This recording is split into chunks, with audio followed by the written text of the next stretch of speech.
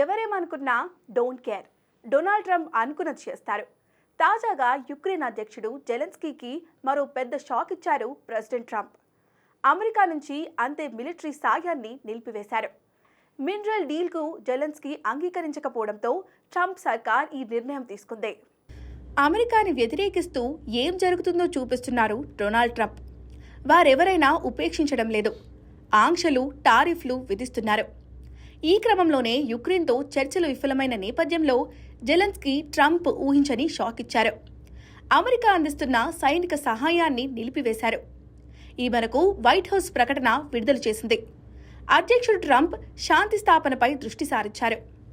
America భాగస్వాములు కూడా ఆ లక్ష్యానికి కట్టుబడి ఉండాల్సిన అవసరం ఉంది. మేము మా సాయాన్ని నిలిపివేస్తున్నాం. ఇది ఒక పరిష్కారాన్ని చూపిస్తుందని అనుకుంటున్నాం. రష్యాతో శాంతి చర్చలకు యుక్రెయిన్ అంగీకరించాలనే ఉద్దేశంతోనే ట్రంప్ ఈ నిర్ణయం తీసుకున్నారని వైట్ హౌస్ ప్రతినిధి వెల్లడించారు. ఇదిలా ఉండగా ఇటీవల ఖనిజాల ఒప్పందంపై చర్చించడానికి ట్రంప్, జెలెన్స్కీ వైట్ హౌస్ వేదికగా భేటీ అయ్యారు. ఈ సందర్భంగా వాడివేడి చర్చ జరిగింది. భవిష్యత్తులో తమపై రష్యా ఏదైనా దురాక్రమణకు పాల్పడితే రక్షణ కల్పించాలని జెలెన్స్కీ ఒత్తిడి చేశారు. దీంతో ట్రంప్ విరుచుకుపడ్డారు. సాయం అందించిన అమెరికాకు వ్యతిరేకంగా మాట్లాడుతున్నారు.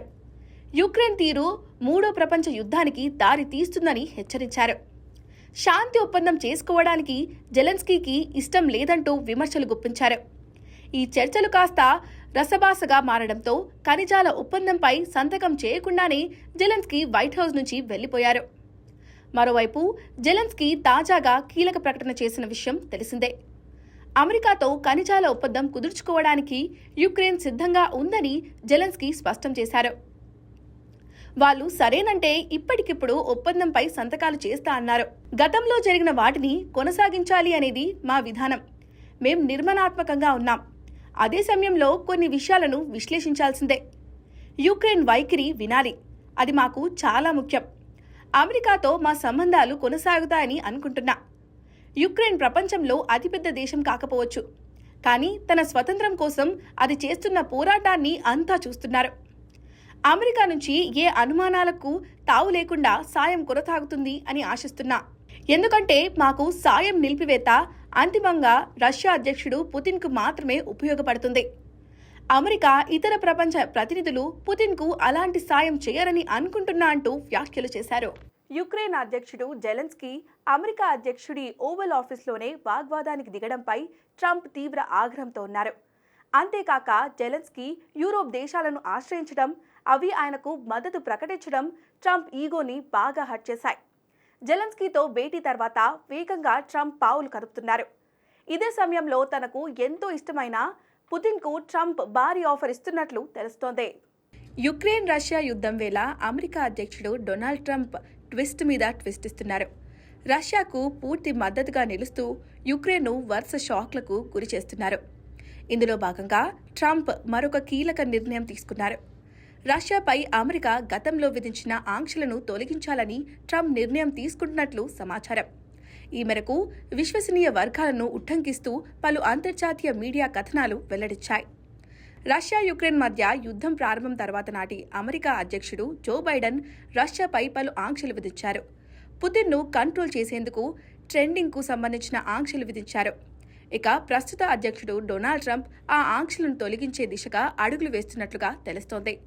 ట్రంప్ రెండోసారి అధికారంలోకి వచ్చిన తర్వాత రష్యా అధ్యక్షుడు పుతిన్కు మద్దతుగా ఉంటూ వస్తున్నారు. ఈ క్రమంలోనే యుద్ధం ముగింపుతో పాటు మాస్కోతో సంబంధాలను బలోపేతం చేసుకోవాలని భావిస్తున్నారు. ఇందులో భాగంగా రష్యాకు చెందిన కొన్ని సంస్థలు, వ్యక్తులకు ఉపశమనం కల్పించే దిశగా ట్రంప్ సర్కారు చర్యలు చేపట్టినట్లు తెలుస్తోంది. ఇందుకు సంబంధించిన ముసాయిదా జాబితాను సిద్ధం చేయాలని విదేశీ వ్యవహారాలు, ట్రెజరీ మంత్రిత్వ శాఖలను వైట్ హౌస్ కోరినట్లు అంతర్జాతీయ కథనాలు వెల్లడించాయి.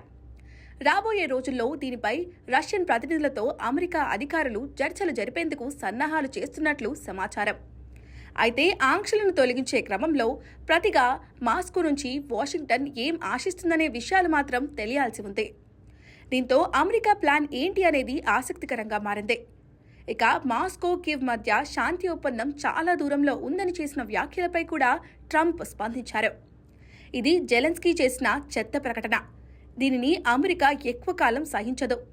వాషింగ్టన్, ఐరోపా మద్దతున్నంత కాలం ఈ వ్యక్తి అక్కడ శాంతి ఉండాలని కోరుకోడు. ఈ సమావేశాల్లో ఐరోపా అతడికి మద్దతుగా ఉంది అన్నారు. కానీ అమెరికా లేకుండా వారు ఏమీ చేయలేరని ట్రంప్ క్లియర్గా చెప్పేశారు.